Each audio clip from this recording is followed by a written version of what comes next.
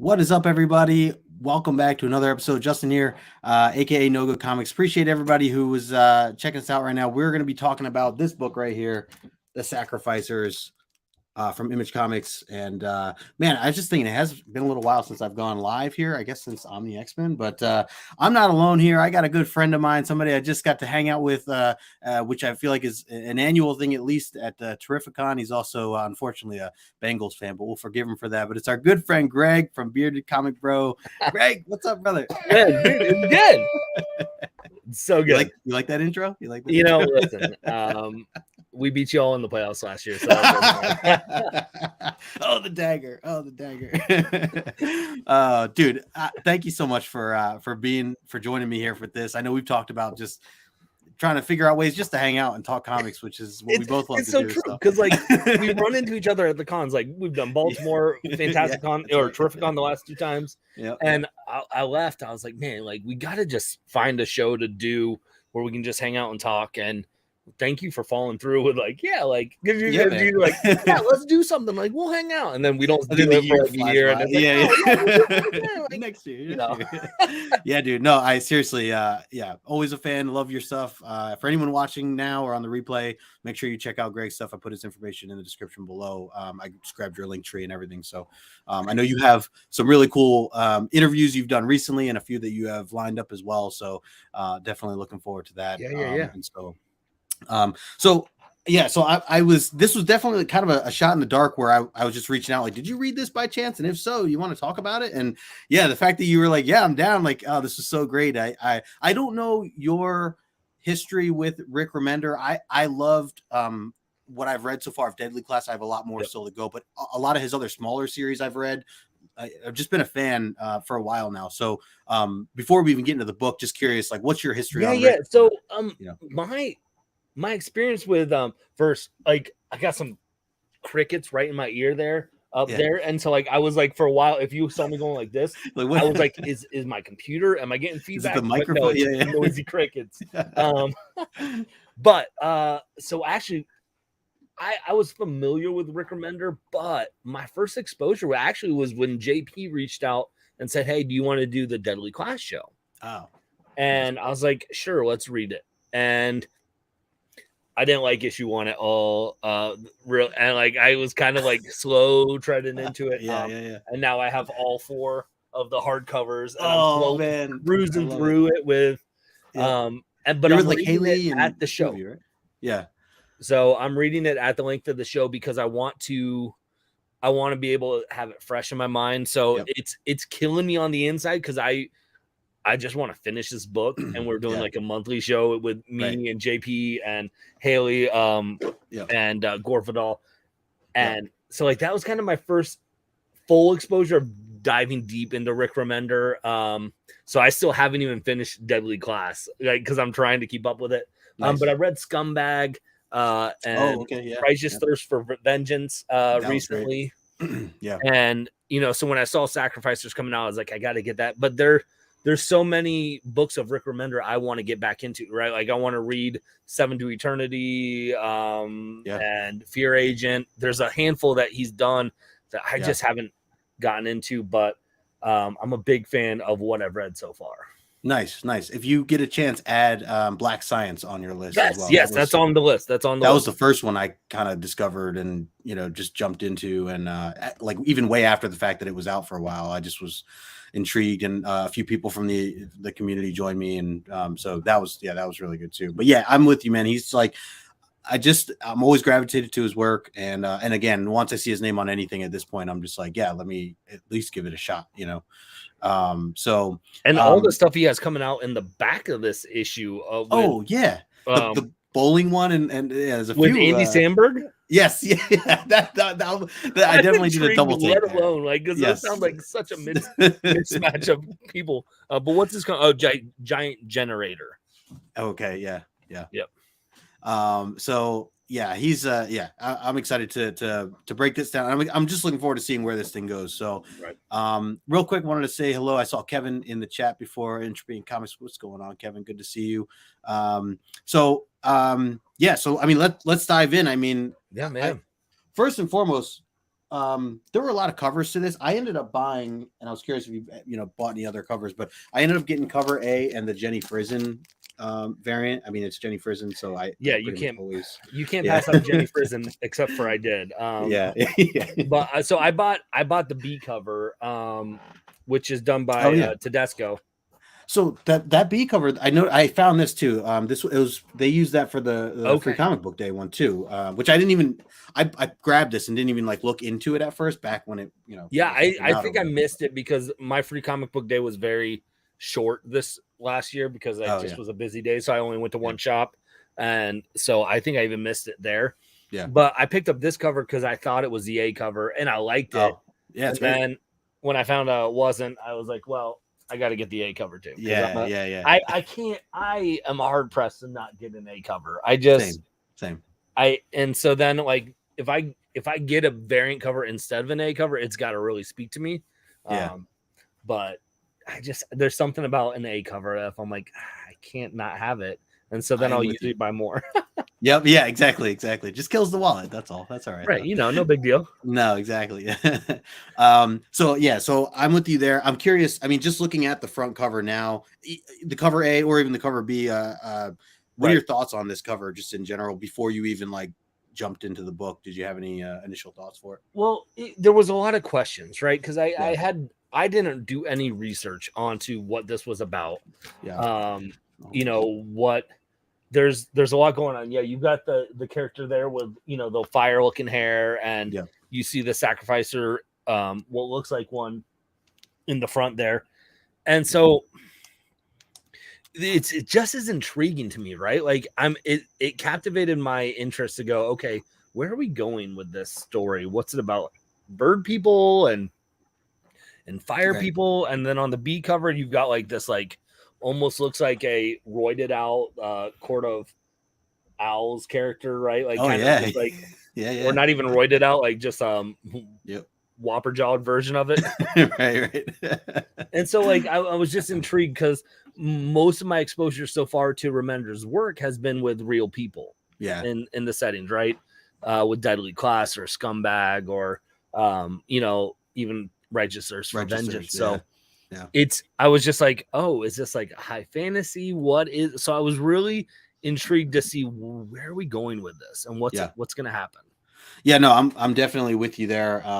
It's a little busy in terms of just the general idea of artwork, but it is, I mean, it's issue 1. It's painting this picture of what's to come and certainly builds curiosity. So I think it does exactly what it should do. And I think it's pretty accurate to once, we learn a little bit more of what we do gain from the story. So I always appreciate that too from a cover. I do want to mention the artist as well. So Max Fiumara, I think is how you say that, and Dave McKeag are listed here and also listed on the A cover. That B cover, by the way, I just realized is Julian Tedesco. Yeah, Tedesco's, which I totally blanked on that because I love his work.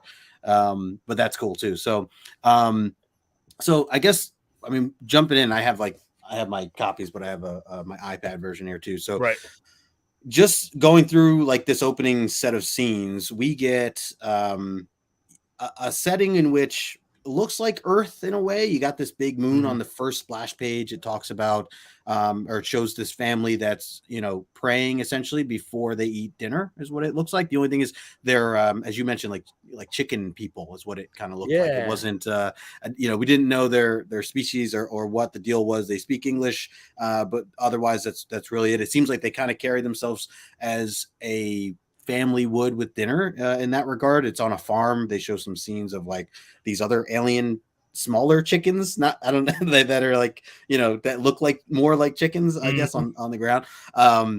And as they're saying grace, it shows like the one young girl reaching for some food to put into a knapsack, and then it shows like what we learn is like the son, another chicken person that's out in the window, right? And as the father is like saying this prayer, he like gets really disturbed by it or whatever and angry and goes after him. And the mother says, "Oh, just wait, father, don't go after him." He goes and rips his belt off, basically as this guy's like in the barn, like crawling next to pigs, hiding, this guy, the father, just like going off on him and whipping him, like, and that's like the end of the scene, right? Like that's and that's just how that moment, that opening scene ends, and then there's blood, there's lashings, and it shows the family, I guess, hiding under blankets as they're sleeping, right?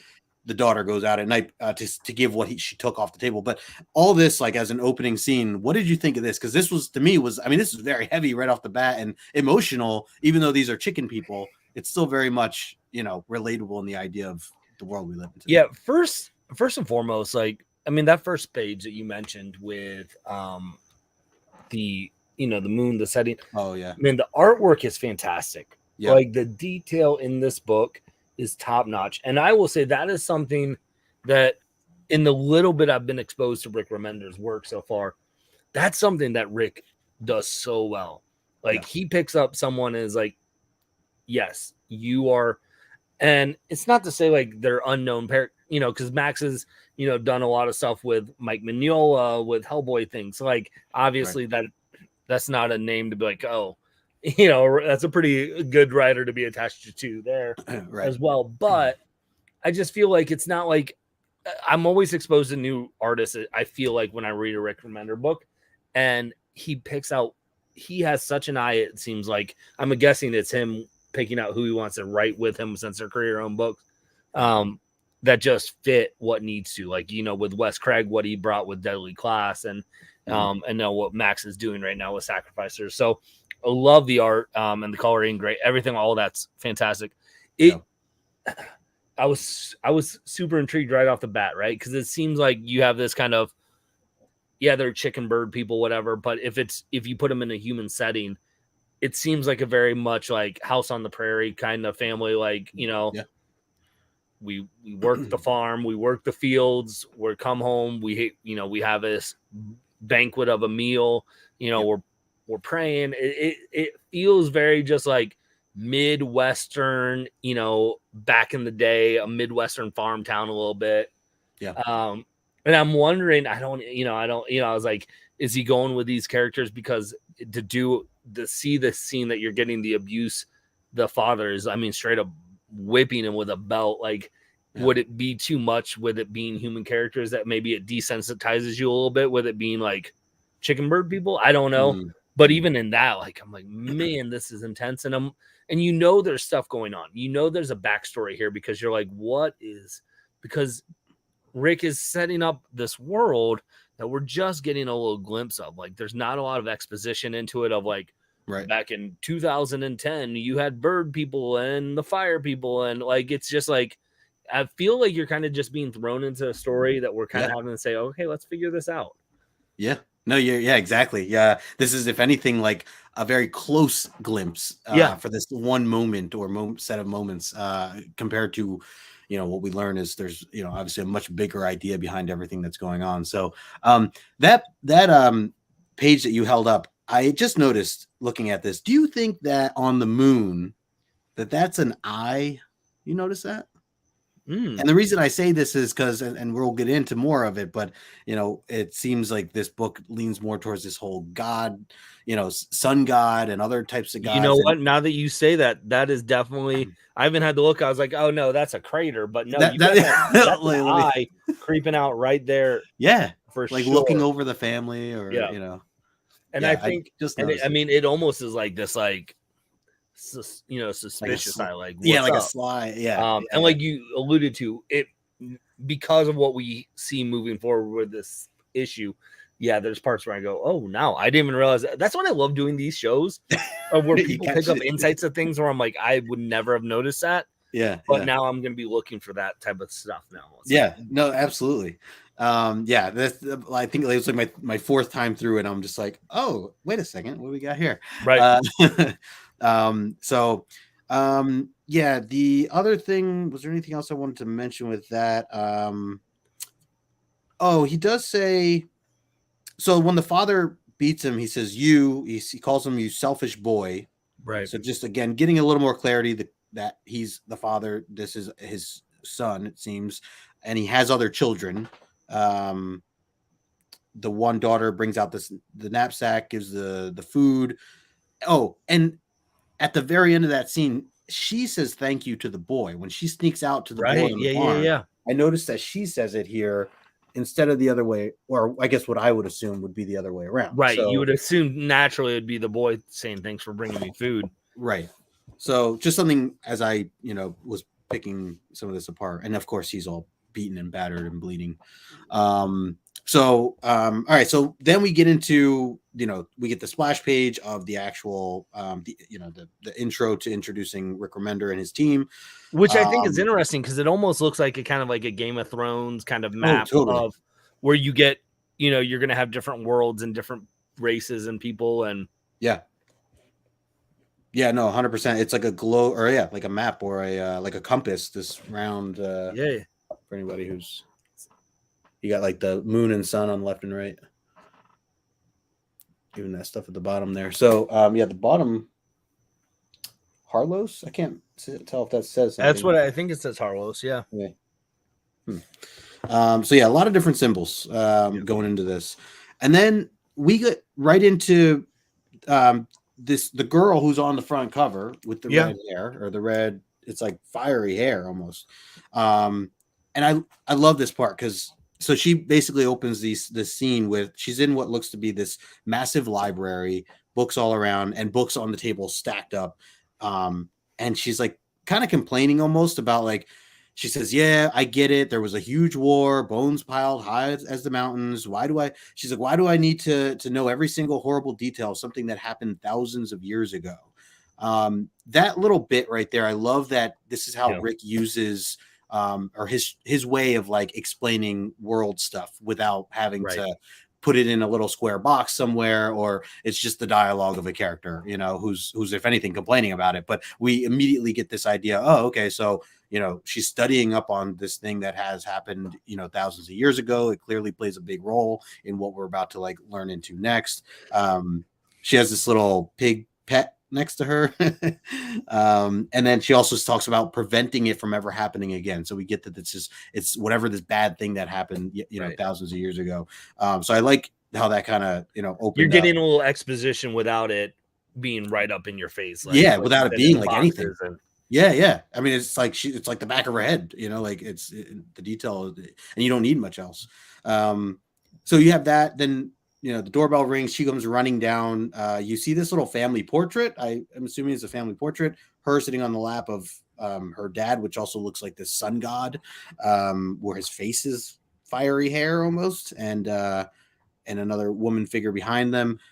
She knocks over the chef, and then it just says, I'm just going to stop you right there. Yeah. Again, picking up things. Yeah. Is because we find out that, we don't get introduced to what we would assume is the mom in this. Yeah. Is the mom the moon? Oh yeah. Yeah. I mean, it would. Yeah. I mean, that makes sense in terms of like a general you would think, just because it's, the more blue, and then the daughter's a mix of that. And it's like, I'm curious of like, if that is a route that they're going now with the story, because it'd be a very Rick Remender thing to do. You don't even get that much of a glimpse of that family picture I'm describing. It's really not. I mean, it doesn't show too much, but even the mom as it's very blank almost. Well, and that seemed to be Max's style with artwork a lot, because if you go into the next page that you're going to be talking, when he's talking with his mistress, there's scenes where you get like almost like where the facial features are kind of washed out a little bit. And it leaves a lot more, I think, to the imagination at parts. Oh, I see what you mean. I see. Yeah. Okay, I see what you mean. Yeah, and again, that was probably also the idea of she's running by this picture, so they're not giving too much detail on purpose. So that makes sense. And so we get, she's running by after the bell is ringing, and we get into dialogue. The first name we get out of this whole book is Rokos, my light and love. It's the female, the woman there that's speaking and addressing who we learn is like this sun god, which we get this pretty cool picture of him, up on his on his magic carpet. It looks like it is okay. It does look like he's like freaking like Jafar, you know. See, I knew there was something extra that was pulling me into this book. That is legit, man. So we got John Stout in the chat. What's going on, John? Good to see you, brother. Thanks for hanging out. We're talking the sacrificers. So she addresses them, talks. They have this whole dialogue back and forth, which basically we get the idea that he has a wife. It's not her. She's the mistress. She's not fond of the wife. And he basically says, look, if I could do it all over, I would, but it's locked in. You know, she's my wife, and that's just how this stuff is. And clearly she has power of some sort as well. And they also mentioned that there is this rejuvenation coming, this event that they're setting up for, and what they have this annual gala, which I laughed because I'm so wrapped up in this X-Men gala, and I know we've been talking X-Men, so it just made me cross think that for a second. You're like, wait a second, is this a crossover? Yeah, my mind went real. What are you doing? Yeah, my mind really went deep there. So yeah, like we just understand that there's this event going on. I like that the server comes over and offers lava cakes in the middle of the conversation. Right. You got to have some lava cakes. So lava cakes, my lord. So it definitely gives that Game of Thrones kind of vibe for sure. Yeah. What'd you think of some of this back and forth? Just kind of getting an idea. Again, just painting the pictures of some of the characters and getting an understanding that there is an event of some sort. It was.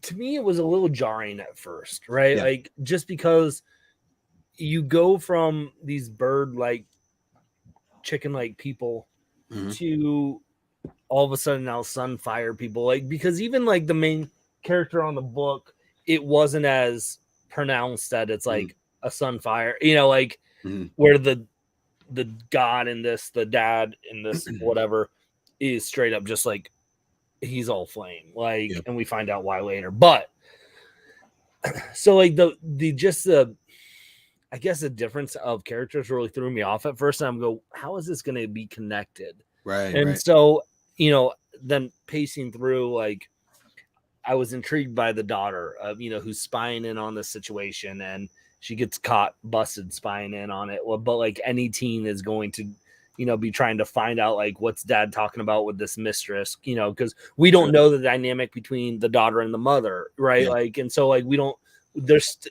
we're still trying to figure out a lot of stuff that's happening, and at the end of this issue, we're still trying to figure out a lot of stuff. Oh yeah, there's still a lot of questions for sure. So like I just think it was really interesting character development. That they're. Like I mentioned earlier, like you could put humans in this and you go, okay, this seems like, yeah, cool. I can picture this happening, in a movie or something. This is a little bit more high fantasy aspect because it's replacing those human characters, but it still feels very human elements to it, right? Totally. Yeah. You definitely can find the emotion or the relatability. I think even just with these characters so far. Especially the lava cakes. I mean, right. I love yeah. I mean, who doesn't ever want lava cakes?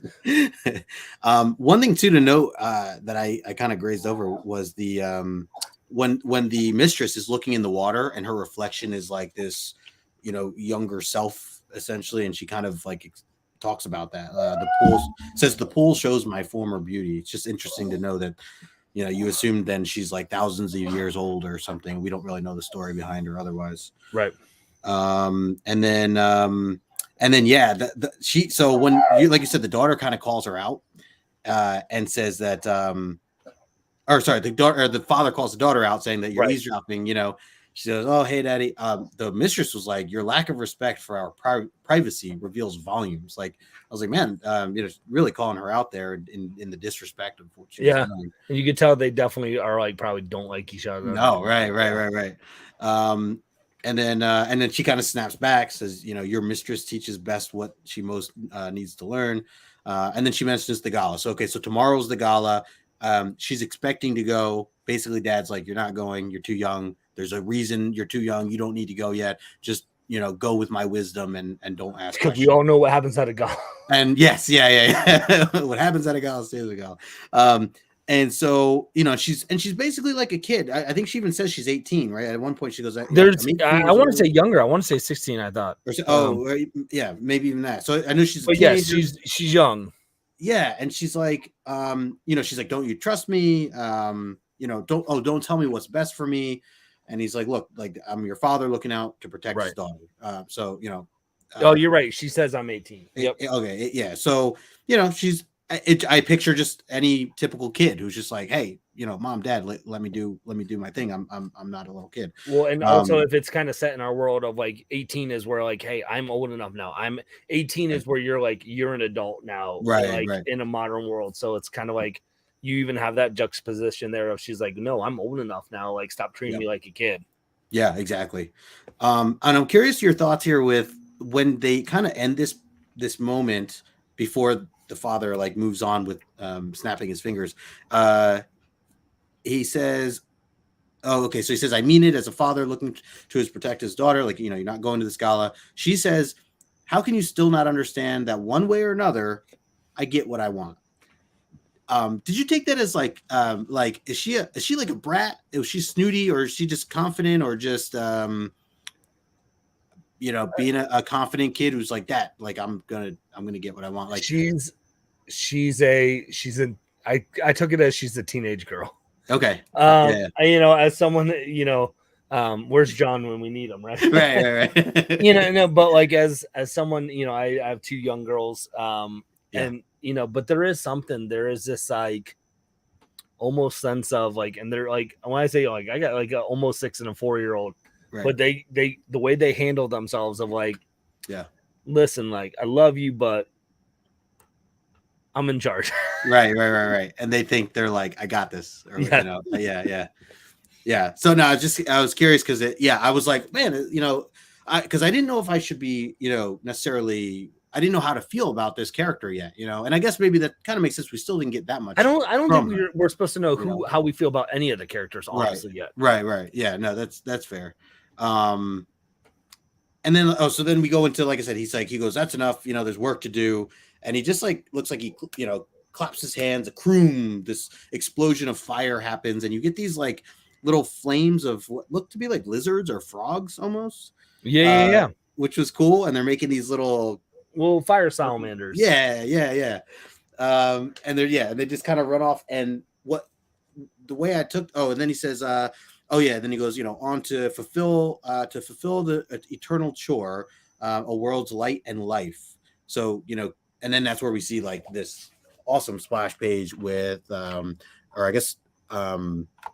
basically creating the sun. And that's just how I took that is right. Yeah, so that's stunning. That was a stunning piece of art. Oh, absolutely. And I love how the dad is drawn, like his face, you can tell certain portions of it, but the rest of it's like flame, Well, it almost is like a fire beard, like, right? Like you can see like the parts of his face, like, yep. He's the bearded fire bro. There you go. This is your book. Me, Rick Remender. I want copyright.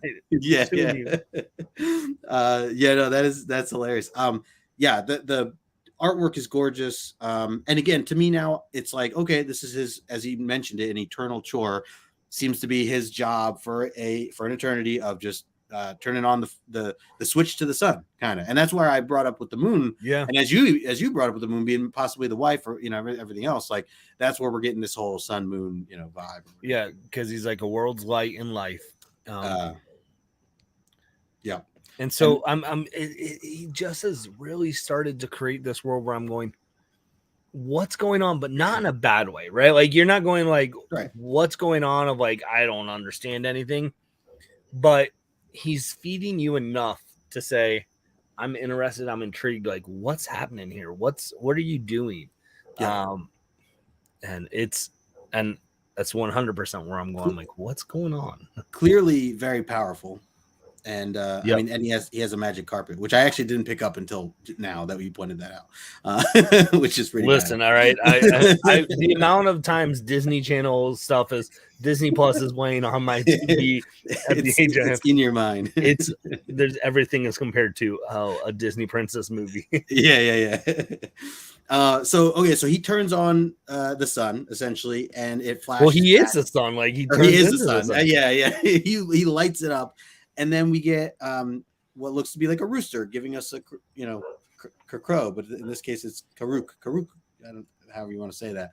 And it's the morning, and we go back to the farm where we were initially with the chicken people that we had first met, and we see the dad rolling up out of bed. The mom mentions to him and says, the look on his face.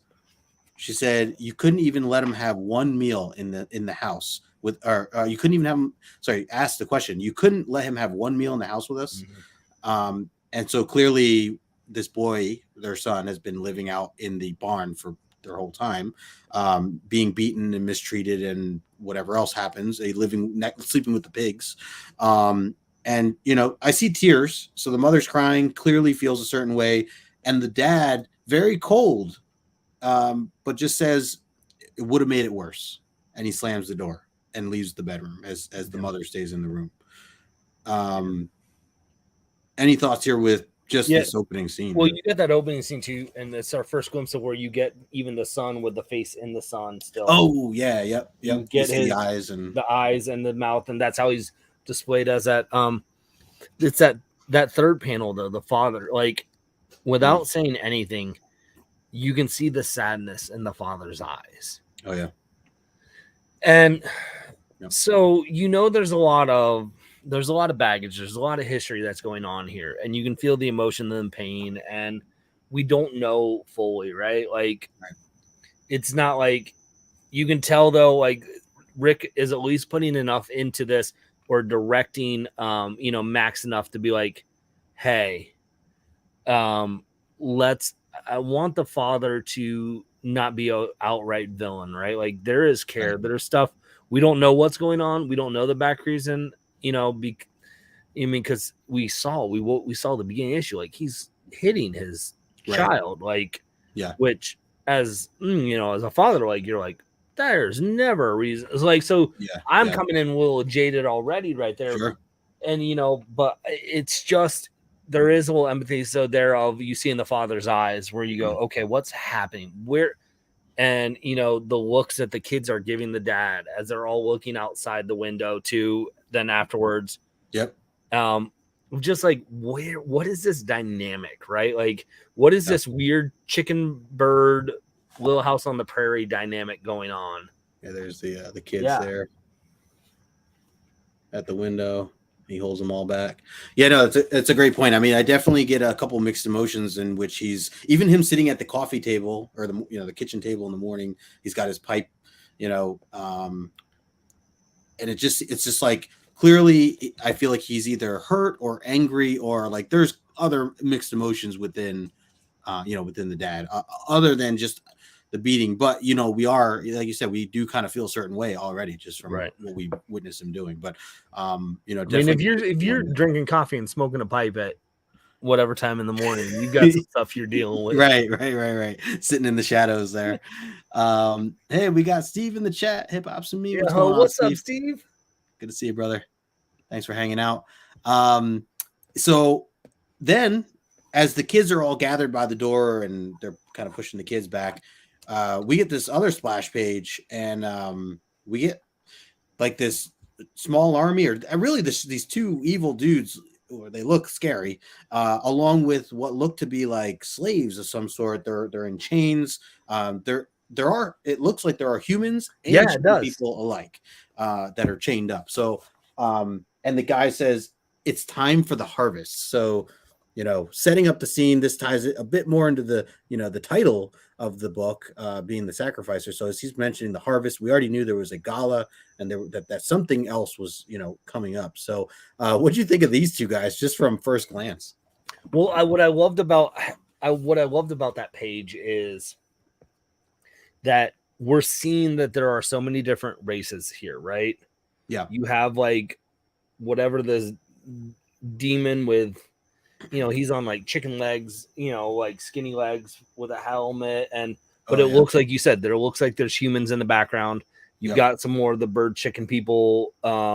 You've got almost like some lava monster guy. Like, And so it seems like this world is expanding without throwing too much at us to go, okay, this is too much. Like too much, right? And so, Just go with it. Yeah, there was the little bit where I'm intrigued to see what's happening of who these characters are and how they all fit into it, right? Like I can start to piece together what I think, but if you've ever read a Remender book, like whatever you think is going to happen, you're going to be wrong. So. Yes, yeah. It could totally go the other way. By the way, we have Damien in the chat. What's going on, Sleepy Reader? Good to see you. Thanks for hanging out, guys. So then he says, so he goes, but the father addressing these two guys says, but I'm afraid we have none to give. Our sacrifice died last winter. Dude just looks at him, just cold chilling, like, shut up, you're lying. Like he doesn't. Seriously, he like almost a squint, like it's just red eyes. You see the red beady eye, yes, yeah. And even Dad looking back at him is just kind of like, and the dad in his Ron Swanson mustache, just looks so defeated, just like, blah, like, yeah. And then he turns around and starts walking, like he knows he's no, and that's anyway, the beautifulness right there, right? Yeah. No words are exchanged. It's just like, boom, yeah. The stare down between these two, and then tell me though that doesn't. I'll find a picture of Ron Swanson. That's Ron Swanson right there, gang. I'm telling you, with the stash. So, by the way, this going back to that splash page, when I first glanced at the guy, that I thought he was like a giant crab of some sort, or lobster. I don't know, maybe like a lobster. I guess just the color of him, but he also looks like boiled, or I don't even know. Really scary though. I would not want to meet him in person. I do like the helmet though of this other the leader, I guess you call them. So then we flash into the barn that the dad was walking towards, and it's the boy, and he's shoveling. I don't know if it's just a typical chore of whatever he's shoveling. It looks like crap essentially, that he's throwing. And the door, and then the dad just like opens the door. He's standing there with the pipe in his mouth, and the son says, "I'm almost finished. One more hour, I promise." And the dad just says, "It's time." Which is such an interesting dynamic right there, right? Because up until this moment, like it feels like whatever the son has done, like feels like the son's done something wrong and he's being punished. And obviously, like we know, like he's going to be a sacrifice and all these things. But like even in the midst of that, he wasn't concerned about the dad coming to get him for being a sacrifice, right? Like he was worried about his dad coming. And he's like, "I'm almost done. Don't worry, Dad." For the work, for the work. So like, there's some backstory there that we're not getting. That I'm like, man. Well, I want to know more. Yeah, big time. Like what? Like is he preparing something, or is this like a typical chore? It seemed, and was he expecting to then get beaten again by the dad, or is there something else that may have come out of this? No, I'm totally with you there. And so he hangs up the shovel. He's all still beaten and bruised and dirty. They walk over. I like that Remender takes the time to let the artist just tell the story with the imagery and not have any verbiage, which we've already gotten a lot of, and we continue to get that through these little just panels of storytelling, just seeing the character hang up the shovel, come walking out, their faces, the dread on their faces, knowing that this is a dark time and that this is, everyone's got mixed emotions right now, and then seeing these other people that are chained up, all with like these like dead like faces on, and then this leader guy with the helmet says, "Shackle the sacrifice." So immediately referring to the sacrifice, we get it. This, at this point now, understanding that all these people that are chained up, they're being sacrificed at this gala. We don't quite know why or what that's for or what a sacrifice entails. We assume it's terrible. It's very sad. And then the dad tries to like stop the whole thing. He's like, "Just hold on a moment." He goes, "My son," and then the mother comes out. She's like, "Please, I can't. You can't do this. You can't expect to just." And he's like, "My wife is right. We need the boy here. You can't take him." And the creature guy says, "He's already gone, Father," and he calls him Father, which also was interesting. I was curious if he had a name or whatever, or why he called him that. But so he says he's already gone, and then it says, "Take your spot in line, boy." And you see the shackles come out for him, for his hands. the dad says, no, I won't let you. And then he turns to the family and says, would you prefer I choose another? And the mother's protecting all the kids. He goes, and then the boy steps up. He's just like, stop, it's me, it's my duty. I'm the sacrificer, and you just get this, this panel here, or these panels, there's the boy saying stop and going right into this. When I read that, and I'm wondering if there's, it almost, because he says father, right? You're like, oh, well, he's just using it as in like the term of like he referred to the kid as a boy, and so boy father. Right. But the dude's got bird-like features, right? The beak, his legs, if you look at it in a mask of like the fact that there wasn't any conversation going on when he's like, no, we've already given up our sacrifice, like we don't have another sacrifice. Our sacrifice died last winter.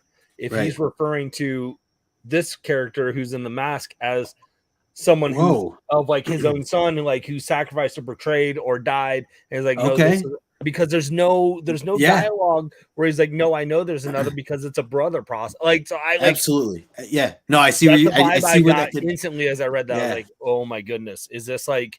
It feels like there's history here because of how much is being said without being actually spoken in a word bubble, right? And if that is how it pans out to some degree, like you can only do that if you're not laying on this exposition. Yep. Wow. Yeah, no, that I did not look at it that way, but I mean, that's definitely an angle that I will now reconsider, because you're right. I mean, there's the way it's led into, and the naming, calling him father like that. It's interesting. That is not a take that I looked at in that way. So that's cool. That would be wild. Yeah. Man. Yeah, that is deep. By the way, I don't know. If it's happens, legit. I'll be like the smartest person ever. Like, oh my god! Like, and then I'm just gonna end. Like, I'm gonna end YouTube because I'm like, nah, chalk it up. I'm done. Like, I nailed it. Remender's gonna be like, I don't need to tell the rest of the story now. Thanks, Greg. like Rick Remender. Like, I just like he'll call it like he'll be messaging me. Stop talking about this book. Yeah. Like, you can't. Yeah. How did you get the leak of the rest of the plot? My man Guy Forge in the house. What's going on, Guy? Good to see you, man. So all right. So the boy offers himself up, saving his kids, which now the daughter, his sister, the son's sister, comes running out crying, the same one who gave him the food, screaming, no, don't go. Her name's, we get another name. He says it's okay, Beatrice. That's like the third name that we've got here in this entire book. So we know that her name is Beatrice. He says, this will keep you all safe. She says, no, you belong here with us. But the dad pulls her away and says, the boy's right. We're only making it harder on him. And then he turns to the boy for just a second as the boy's on his knees and the girl's being ripped up from him, the sister. And the father turns around and says, son, I ... And then he turns the corner. He turns around his back to his son to walk back to his family.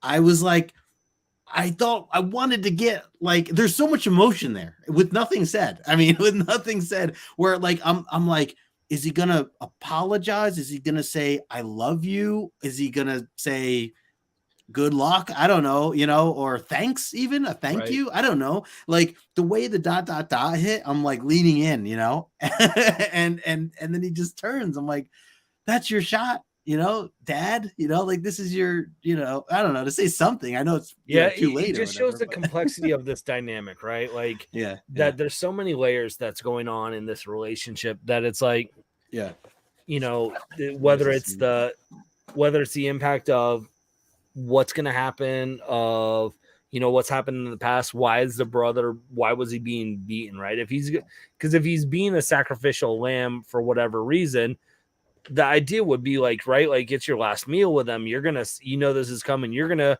have the gut the fatted calf for this kid, and throw out like your last meal and everything, and it's like, no, like go sleep in the barn, like, so there's some backstory that we haven't gotten yet where like they know he's a sacrifice, but that the father is really torn of why, like, and so I'm intrigued by that. And you get those layers, and you get that, there's more. Yeah. That Rick is going to impact down the road. Oh yeah. Because of those things where it's like the sun ... right? Like if it's like I love you right there, I think it minimizes the impact of what could come with these layers that I'm assuming we're going to get like any Rick Remender book. True. Yeah, I could see like a flashback in the next episode or in the next issue, or something that builds out more of their relationship, maybe, or something like that. But I totally agree. But I was just like edge of my seat, like, say something, say something, you bastard. Especially, the fact that you beat him and don't treat him right and all this other stuff. But the other way I took it too was, because he does say, he goes, we're only making it harder on him. And I almost wonder if, like, in his head, in his mind, he's like, if I say I love you to my son, it's going to make it even just 1,000 times worse. And I don't know if that's even okay still, regardless, but like maybe that's really what it's built in his mind, where he's like, I just don't want to get any attachment to this boy because of what he's about to go through, and even mistreating him the way he did and made him live in the barn next to the pigs and shovel crap and all this stuff. Like, if he knew that this absolutely had to be the kid's future, then, is that into his mindset of just like, let me not give the boy any extra hope. Let me not, and if he uses stuff like I love you and those things to that relationship, does he then almost like put it on the onus on the dad of going like make him feel bad, of like where it almost desensitizes him from the situation a little bit if he can keep it at an arm's distance too. Right. Yeah. So there's a lot going on. Yeah, big time. And now we do get an I love you, but it's the sister. She turns around one last time as they're walking into the house. She says, I love you. He turns around. I love his face expression when the son looks back and just says, I love you too. It's like the way he kind of like just the side eye, in a loving way, Yep. And that little grin like with that beak. Yeah. He just appreciate, he's like, I got you, sis. I got you. And then they blow this horn, the crab guy or whatever we call him, and then it shows, the boy put in shackles next to everyone else, and then we get the final two panels. This panel and then the big splash page at the end. It says, the guy says, perfect harmony and order under one simple condition. Yep. And it goes to the splash page at the very end and it says, one simple sacrifice. And that gives us so much more in a way, to just know like, oh, like because of this, apparently all is right. Apparently there's harmony and order and positive, and I think there was a little bit more that said even earlier, but like that was just like the, solidified everything of like, this is why we do it ultimately is, to give this sacrifice up. And you get this, I'll show the splash page here at the end, but as he's kind of walking off into the distance, they're all kind of walking off into the distance. Into the sun face. Into the sun face. Yeah. As the sun god looks down on them. But man, and then that's the end, to be continued. What are your thoughts here on kind of how this wraps up? I will say there was a little bit for me reading this book where I go, if it was anyone, I want to say anyone other than Rick, but if it wasn't a Rick Remender book, I would maybe have a little bit more questions of how much I enjoy it, because there's a lot left to be explored and there's a lot left on the table. But I'm okay with that because I trust Rick to tell what needs to be told. Where if it's a writer I'm not familiar with, I'd be like, I needed more. Yeah, that's fair. So because there's a lot of questions now, doing shows like this help process through and pick up things that I didn't know, and and say, okay, there is more than I even read the first 3 or 4 times I read through it. And I read this first, I was like, oh yeah, it was good. And then I've read it twice since I knew we were doing the show. So how much more you pick up, and it just is an interesting concept, right? How we base an opinion off a book so quick when we read it one time. Yeah. That then it's like, man, how much more like when you can explore and find things and understand, because we're only getting snippets of it, right? Like, that's why it's so hard to, I feel like, to review comics sometimes, because especially like single issues like this, because you're watching a quarter of Blue Beetle movie and going, what do you guys think? Is this good? It's true. Like, especially the modern comics for sure. You get a glimpse. So, but again, I because it was Rick, there was enough that was left unsaid that I know will get tackled and explored, and I'll go, oh my goodness, yes. Like, and so it works. But if it was a newer artist or not a newer creator, I'd be like, I don't know. Like, there was a lot left on the table. That's fair. And I think, I mean, and this kind of goes towards a good amount of modern, well, even independent modern, specifically, of where I find myself almost wanting to wait on purpose for like the trade or, or the omnibus or whatever, to like binge more, just, for kind of for that thought process of how it's told and how it's kind of sprinkled in. And it doesn't mean it's not going to be a great story. It's just like that little bit. Is it enough? And sometimes it is, sometimes it isn't. To your point, though, with Rick Remender being the backing of it and the art growing on me with all of this, like I'm like, okay, yeah, like, and then the fact that we reread it, multiple times, I start to make guesses of my own, which I don't normally do a lot of as I'm even in like the middle of a book. Like I kind of just take the story for what it is.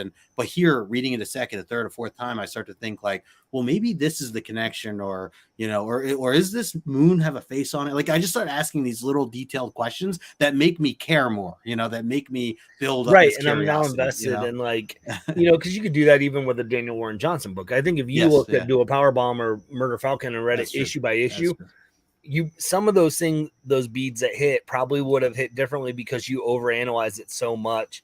And so is there I always enjoy reading the letters in the back, because like, why did you write what you wrote and things? And he has this one thing. He goes, think about what you're holding, a comic book in 2023, not a trade, an OGN or a hardcover, right? But the first issue of a comic that you likely drove or walked somewhere to buy. Same thing people have been doing for nearly a century. What other medium has retained so much of its original appeal after so much time? There's a reason creator-owned comics continue to thrive. Yeah. Awesome. Yep. That whole page was really interesting to read. For anybody who's either read it or didn't get to that page or whatever, definitely take some time to read it, because he does even talk about where he got some of his inspirations from. He mentions David Lynch, which I know I have many friends who are diehard fans of anything that Lynch has ever done, and he definitely gets a lot of inspiration from him, and even saying like that he doesn't just necessarily do cookie cutter explanations of things. He does it in a way where he lets the story and the art kind of tell its own story, which is what we brought up, right? We talked about the artwork and a lot of the panels having no dialogue at all and still getting so much out of it. So yeah, that was a cool. And he does that a lot with his artists, right? Like he picks top-notch artists, I think, that he trusts. In Deadly Class, you see he gives Wes Craig the reins to just do a lot of dialogue without dialogue being there, right? By his art, letting the art pick. And it's and even like A Thirst for Vengeance. Like there was tons of like scenes where there was no dialogue at all in that, and you got so much out of that, type of story. That's another one we should talk about at some point. That was a great one. Welcome to now just the Rick Remender show. Yeah. We have our own Omni Tuesdays and Rick Wednesday. Yeah. There you go. What did you call the bearded fire? The bearded fire guy. The god. Steve mentioned earlier when we were talking about these last few scenes here, he said maybe it was a way to disconnect and the pain wouldn't hurt so much, which as you mentioned, Greg, I could see that, as like cold as that seems, in a way, logically, it makes sense. And especially for whatever the dad knows, even more so than what we know as to what goes into this whole sacrifice, definitely could see that. Well, damn, man, that's the book. I know for sure I will be checking out issue 2. Without a doubt. Yeah, which is I guess 2 to 3 weeks away. and just going from there. Is there any final thoughts that you have of the book, Greg, or anything in general you wanted to add with this? I guess before we wrap up. No, I just think it's interesting. This just has made me want to go back and dig into Rick Remender's catalog more. Yeah. So I know you said Black Science. Black Science, yeah. And I've heard nothing but great things about Fear Agent and stuff. So yeah, I want to explore more and see of where it at, because like I know, like I feel like where I'm in, anything I'm reading now is like prime Rick Remender. Like he got his craft down. He's able to tell the story in a way that he wants to. So yeah, again, I feel like if it wasn't him, there's probably 3 or 4 creators where I'm like, yeah, I trust them enough to tell a story where they can leave some stuff off. Yeah. Because I know it's coming. Or I'm gonna get some answers that I'll be happy with. But yeah, I'm invested in this world, and I can't wait to hear more and read more and see more. And yeah, absolutely. Well, hey, maybe we'll have to do a episode 2 for this if we end up keep it going if we like it. It's up on you, Rick. If issue 2 sucks, we're not doing it, Rick. So just letting you know, like pressure is on. Thanks for everybody who had tuned in. If you're here in the chat live, appreciate you. If you're watching this on the replay, thanks so much for taking some time to do that. Greg, thank you, man, for being here and doing this with me. And I know we'll have plenty more of these in the future, and it's always a pleasure just hanging out, man. Absolutely, man. Thanks for having me on. Yeah, absolutely. And again, anybody who's not following Greg, you certainly should. I put his information in the description below. Check out some of the other interviews that he has coming up, and hit him up over on Instagram. And other than that, one thing I wanted to mention, I'm going to be at ZapCon this year, and it's actually going to be my first Comic-Con that I'll have a booth at, a table at, which is something I don't ever do. So, and I'm very much, I'm not selling anything. I'm literally there and going to encourage people to talk comic books with me. So if you're going to be there at Zap Comics, it's in Wayne, New Jersey. Check it out. It's September 16th, all day Saturday. I'll be set up, and looking forward to just talking comics with people. I really don't know. I don't know what else is going to come from it. So we'll see. I thought about bringing like some omnibus with me and putting them on the table and just being like, you want to read like some issues? Just like read a book. Yeah. I mean, there's all ages that, maybe some kids walk by and, never read X-Men. I don't know. Maybe we get them into that, Love it. But anyway, so so that's all I have for now. Otherwise, Greg, as we talked about, we're getting ready for football season soon. I'm pumped. I know you're pumped. But just want to thank everybody for hanging out. I'll wrap this up. So until next time, gang, we will talk to you later.